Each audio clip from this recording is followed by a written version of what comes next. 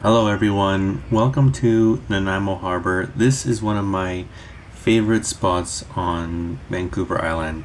And today it's a beautiful sunny day, blue skies. The weather is amazing.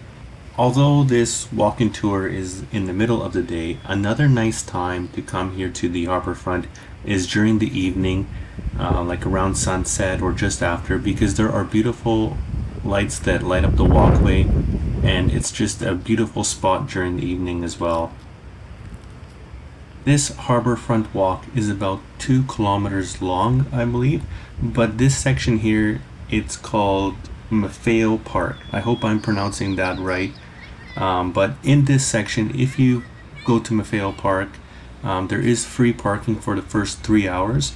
So this is a great place to start your harbor exploration.